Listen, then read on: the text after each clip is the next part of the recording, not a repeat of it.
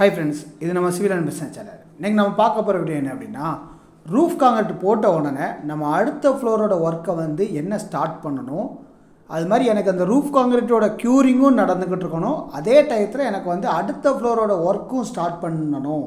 ஏன்னா எனக்கு வந்து வேலையை வந்து சீக்கிரமாக முடிக்கணும் அப்படின்னு நீங்கள் நினைக்கிங்க அப்படின்னா உங்களுக்கான வீடியோ தான் இந்த வீடியோ. ஸோ வீடியோ ஸ்கிப் பண்ணால் பாருங்கள், கட்டாயம் கொஞ்சம் யூஸ்ஃபுல்லாக இருக்கும். இந்த மாதிரி யூஸ்ஃபுல்லான வீடியோ உங்களுக்கு யூஸ்ஃபுல்லாக இருக்க பண்ணி மற்றவங்களுக்கு யூஸ்ஃபுல்லாக இருக்கணும் அப்படின்னு நினச்சிங்கன்னா வீடியோ லைக் பண்ணிட்டு பாருங்கள். வாங்க வீடியோக்குள்ளே போகலாம். ஒரு அழகான ஒரு பிளான் தேவை, இல்லைன்னா வாஸ்துப்படி நான் வந்து வீடு கட்டலான்னு இருக்கேன். ஸோ அது எனக்கு தேவை. அது மாதிரி அந்த பிளானுக்கு எவ்வளோ மெட்டீரியல் வரும், மணல், சிமெண்ட்டு, செங்கல், அதுக்கான காஸ்ட் எவ்வளவு, அந்த பில்டிங்க்கான ஓவரால் காஸ்ட் எவ்வளவு அப்படிங்கிறது எனக்கு ஒரு எஸ்டிமேஷன் நான் பண்ணி தரணும் அப்படின்னாலும், இல்லை அப்படின்னா பிளானுக்கு என்ன சைஸில் பில்லர் போடணும், என்ன கம்பி போடணும், எத்தனை கம்பி போடணும், எவ்வளோ குவான்டிட்டி ஆஃப் ஸ்டீல் போடணும் அப்படிங்கிற கம்ப்ளீட் செக்சுரல் சம்மந்தமான டீட்டெயில் வேணும். இல்லை அப்படின்னா அந்த பிளானுக்கு எலிவேஷன் தேவை, முகப்பு தேவை. அதுக்கடுத்து டவுட்டு எதாக இருந்தாலும் கீழே ஒரு நம்பர் இருக்குது, நீங்கள் அது கான்டாக்ட் பண்ணுங்கள். நம்ம வந்து ரூஃப் காங்கிரீட் போட்ட உடனே ஃபஸ்ட்டு செய்கிற முதல் வேலை என்ன அப்படின்னா, சுற்றி நம்ம வந்து பார்த்தி வைப்போம். அது சிமெண்ட் பார்த்தியாக இருந்தாலும் சரி, இல்லை செங்கல் வரி பார்த்தியாக இருந்தாலும் சரி. எதுக்கு அப்படின்னா நம்ம ரூஃப் காங்கிரீட்டுக்கு வந்து க்யூரிங் பண்ணணும் அப்படிங்கிறதுக்காண்டி. ஆனால் நம்ம வந்து க்யூரிங் பண்ணுறோம் அப்படின்னா ஒரு 14லேருந்து ஒரு 21 நாள் வரைக்கும் நம்ம வந்து க்யூரிங் பண்ணுற மாதிரி இருக்கும். மினிமம் 14 நாள், மேக்ஸிமம் 28 நாள் வரைக்கும். ஒரு ஆவரேஜ் அப்படின்னா ஒரு 21 நாள். சரிங்களா? இதுதான் க்யூரிங்க்கான டைமிங். ஸோ அந்த அளவுக்கு நம்ம வந்து ஒரு கன்ஸ்ட்ரக்ஷனை நம்ம வந்து போட்டோம் அப்படின்னா, 3 வாரத்துக்கு நம்ம வந்து போட்டோம் அப்படின்னா நம்ம ப்ராஜெக்டோட டைமிங் வந்து டிலே ஆகும்.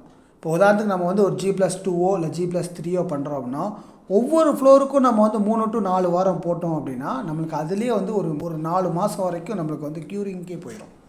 ஸோ இந்த மாதிரி நம்ம பண்ணுறதுக்கு நம்ம வந்து க்யூரிங்கும் நடக்கணும், ஒர்க்கும் ஸ்டார்ட் பண்ணணும் அப்படின்னா நம்ம வந்து இப்போ ஒரு ஃப்ரேம்டு ஸ்ட்ரக்சர் அப்படின்னா நம்மளுக்கு வந்து எது நம்மளுக்கு வந்து பிரச்சனை அப்படின்னா அந்த காலத்தோட மார்க்கிங். ஸோ அதனால் நம்ம என்றைக்கு நம்ம வந்து ரூஃப் காங்கிரீட் போட்டோமோ அதுக்கு அடுத்த நாளே நம்ம வந்து பார்த்தி கட்டுறோம் பார்த்தீங்களா. ஸோ அந்த பார்த்தி கேட்டையிலே நம்ம ஒவ்வொரு காலத்துக்கும் நம்ம அந்த மாதிரி வந்து ஷூ மார்க்கிங் பண்ணிடணும். சரிங்களா? ஸோ ஒவ்வொரு காலத்துக்கும் நம்ம வந்து ஷூ மார்க்கிங் பண்ணி இந்த பார்த்தியை வந்து நம்ம வந்து சிமெண்ட் பார்த்தியாக போகிறது நல்லது. செங்கல் பார்த்தினாலும் அவுட்டரில் செங்கல் பார்த்தி வச்சுட்டு இந்த காலம் வரக்கூடிய இடத்துல மட்டும் நம்ம வந்து சிமெண்ட் பார்த்தி கூட போய்க்கலாம். இந்த மாதிரி நம்ம வந்து காலத்துக்கு வந்து ஒரு 1/2 அடி ஸ்பேஸ் விட்டணும். ஸ்பேஸ் விட்டு அந்த காலத்துக்கு வந்து பார்த்திங்கன்னா நம்ம வந்து பாக்ஸ் மாட்டுற மாதிரி இடம் விட்டு நம்ம அந்த இடத்துல நம்ம வந்து பார்த்தியை வந்து விட்டுட்டு நம்ம வந்து சுற்றி வந்து கட்டணும். இது நாங்கள் எதுக்கு சிமெண்ட் பார்த்தி போகிறோம் அப்படின்னா, இது வந்து ஏஏசி பிளாக்கை வச்சு நம்ம வந்து கட்ட போகிறோம்.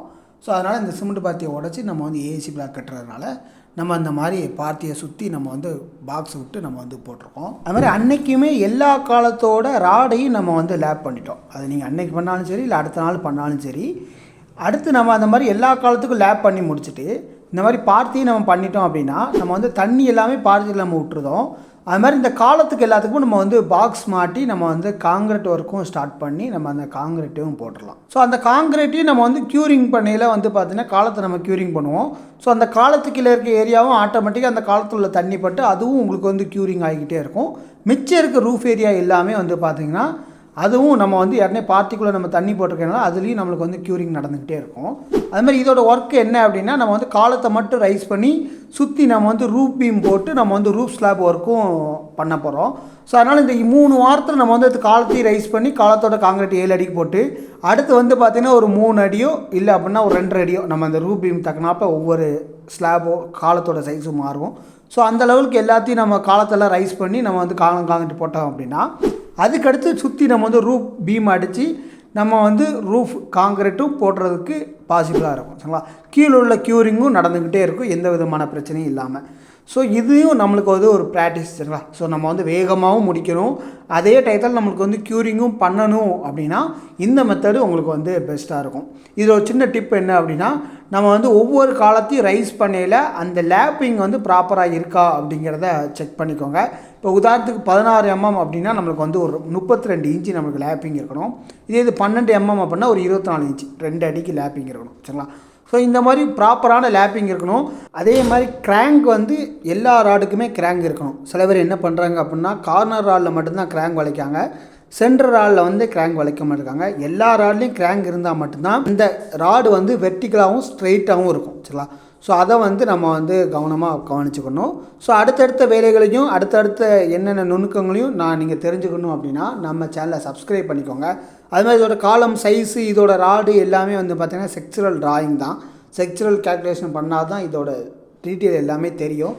உங்கள் பிளானுக்கு செக்சுரல் டிராயிங், எஸ்டிமேஷன், பிளானிங் எதாக இருந்தாலும் கீழே நம்பர் இருக்குது, நீங்கள் வந்து கான்டாக்ட் பண்ணுங்கள். தேங்க்யூ ஃபார் வாட்சிங் திஸ் வீடியோ. தேங்க்யூ.